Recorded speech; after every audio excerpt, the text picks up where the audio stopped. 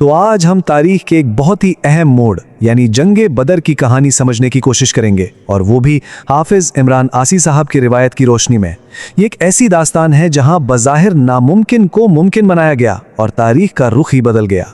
سب سے بڑا سوال جو ذہن میں آتا ہے وہ یہی ہے کہ آخر صرف 313 لوگوں نے، جن کے پاس ساز و سامان کی بھی شدید کمی تھی، 1000 کی پوری طرح سے مسلح فوج کو شکست کیسے دی؟ اچھا، تو یہ سب شروع کہاں سے ہوا؟ کہانی کا آغاز ہوتا ہے ایک تجارتی قافلے سے۔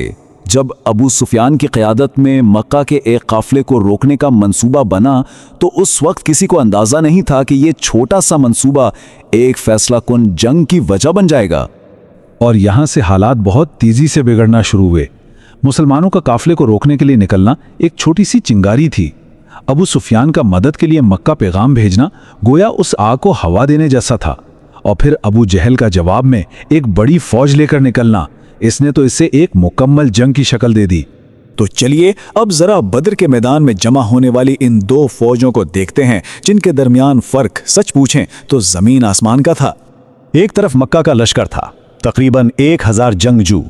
یہ لوگ پوری طرح سے مسلح تھے، بہت پر اعتماد تھے، اور ان کا حوصلہ بڑھانے کے لیے ان کے ساتھ گانے بجانے والے بھی موجود تھے۔ ذرا ان اعداد و شمار کو دیکھیے، فرق بالکل واضح ہے۔ ایک طرف 1000 جنگجو، 100 گھوڑے، 700 اونٹ اور ہر طرح کے ہتھیار۔ دوسری طرف صرف 313 افراد، صرف 2 گھوڑے، 70 اونٹ اور ہتھیار بھی نہ ہونے کے برابر۔ یہ فرق اتنا بڑا ہے کہ یقین کرنا مشکل ہے۔ اور دوسری طرف تھے یہ 313 مسلمان، ٹھیک ہے؟ ان کے پاس وسائل کی بہت کمی تھی، لیکن ان کے دل ایمان اور پختہ ارادے سے لبریز تھے۔ ان کے عزم کا عالم یہ تھا کہ جب نبی کریم صلی اللہ علیہ وسلم نے ان سے مشورہ کیا تو جواب ملا، ہم موسیٰ کی قوم کی طرح یہ نہیں کہیں گے کہ آپ اور آپ کا رب جا کر لڑیں، بلکہ ہم تو آپ کے دائیں بھی لڑیں گے، بائیں بھی، آگے بھی اور پیچھے بھی۔ یہ صرف الفاظ نہیں تھے، یہ ان کے غیر متزلزل ایمان کا کھلا اعلان تھا۔ یہ جنگ صرف تعداد اور ہتھیاروں کی نہیں تھی، مسلمانوں کی صفوں میں ایمان اور قربانی کی ایسی کہانیاں ہیں جو حیران کر دیتی ہیں۔ مثال کے طور پر عمیر نامی ایک نوجوان لڑکا جنگ میں شامل ہونے کے لیے اتنا بے چین تھا کہ وہ اپنے پنجوں کے بل کھڑا ہو گیا تاکہ اس کا قد لمبا لگے اور اسے اجازت مل جائے۔ یہ اس جذبے کی ایک چھوٹی سی جھلک ہے جو اس لشکر میں تھا۔ ایک اور حیرت انگیز واقعہ ایک صحابی کا ہے جو جنگ سے پہلے کچھ کھجوریں کھا رہے تھے۔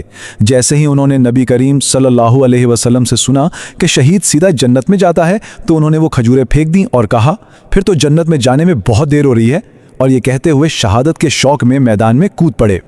تو اب چلتے ہیں اصل میدان جنگ کی طرف۔ آخر وہاں ہوا کیا؟ وہ کون سے اہم واقعات تھے جن کا ذکر ہمیں اس روایت میں ملتا ہے؟ جنگ سے پہلے کی رات بہت اہم ثابت ہوئی۔ نبی کریم صلی اللہ علیہ وآلہ وسلم نے پوری رات دعا میں گزاری۔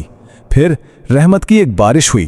اس بارش نے مسلمانوں کے لیے ریتلی زمین کو سخت کر دیا، جس سے ان کے قدم جم گئے، اور دوسری طرف مکہ والوں کے کیمپ میں اسی بارش نے ہر طرف کیچڑ کر دی، جس سے ان کی نقل و حرکت بہت مشکل ہو گئی۔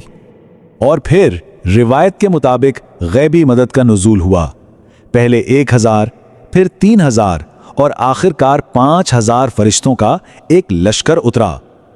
صحابہ کرام نے بعد میں بتایا کہ وہ دیکھتے تھے کہ ان کی تلوار پہنچنے سے پہلے ہی دشمن زمین پر گر رہے تھے۔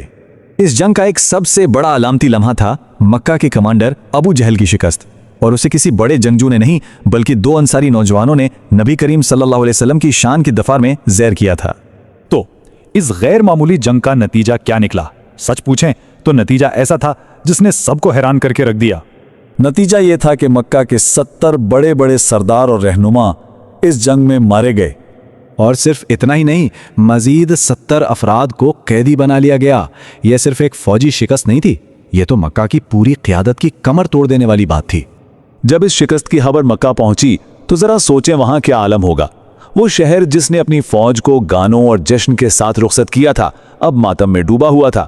کہا جاتا ہے کہ مکہ کے ہر بڑے گھر سے کوئی نہ کوئی اس جنگ میں مارا گیا تھا۔ تو آخر میں جنگ بدر کو صرف ایک فوجی فتح کے طور پر نہیں دیکھا جاتا، یہ دراصل ایمان، اتحاد اور غیبی مدد کی فتح کی ایک علامت ہے۔ ایک ایسی جیت جو ہر قسم کی مادی مشکلات کے باوجود حاصل کی گئی۔ اور یہ واقعہ ہمیں ایک بڑے سوال پر سوچنے پر مجبور کرتا ہے۔ کہ آخر کیا ہوتا ہے جب کوئی ایک جنگ تاریخ کا دھارا بدل دیتی ہے اور آنے والی صدیوں کے لیے ایک نئی سمت طے کر دیتی ہے۔